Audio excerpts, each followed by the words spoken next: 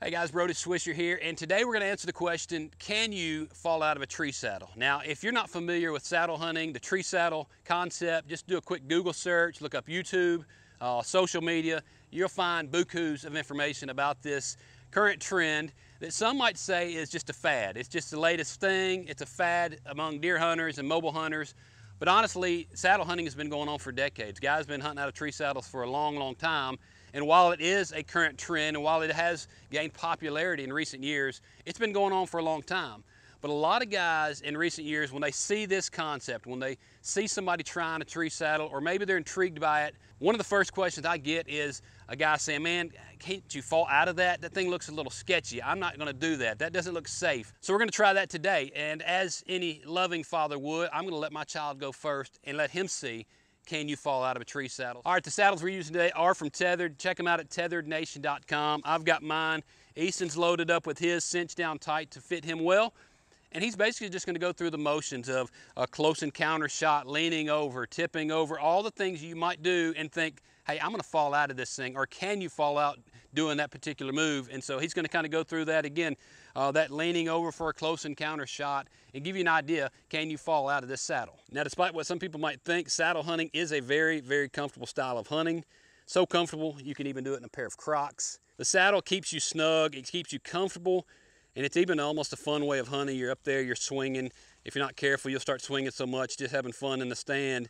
Easton's gonna demonstrate that close encounter shot. You got a deer right underneath you.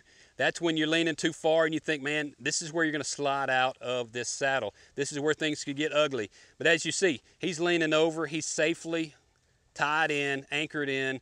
That saddle is holding him upright. Even if his feet were to slip off that platform, you're gonna see he's still just hanging and dangling. He's not tipping over, he's not sliding out. He can easily find his feet back on that platform, slide back around, get his footing on the platform, and back up he goes. And so as you can see, even when you lose your footing, even if you were to lean over too far, you are safely tethered in and safely placed on the saddle.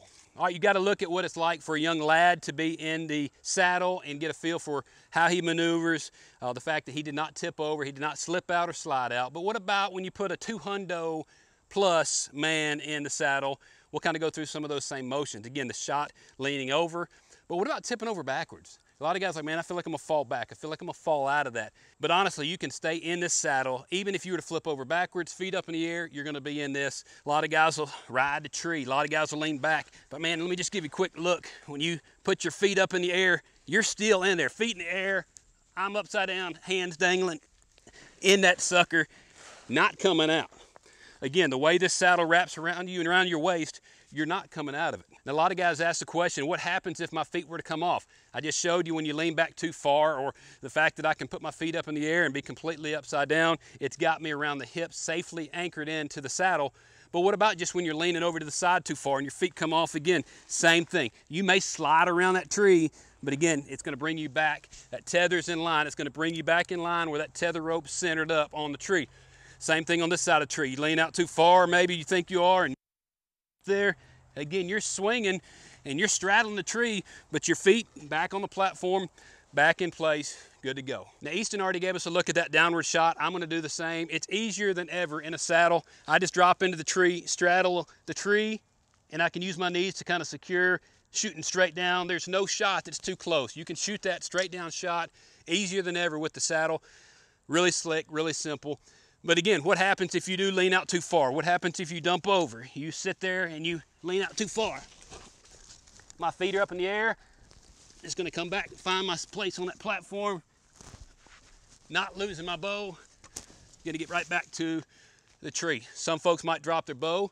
If you love your bow, you hang on to it. But as you saw, feet up, dangling, I'm safely and securely anchored in at the hips and waist with the saddle. So can you fall out of a tree saddle? Hey, I'm sure people have, I'm sure people will, but as far as we're concerned, we've yet to figure out how to make it happen. You're gonna have to try a lot harder than we did to slip and slide out of a tree saddle. It's just honestly one of the safest means of hunting for the mobile hunter, deer hunter, bow hunter. It's a really slick and simple way to get in and out of the tree, and I promise you, once you give it a try, you'll see just how safe it is and how efficient you become as a mobile hunter.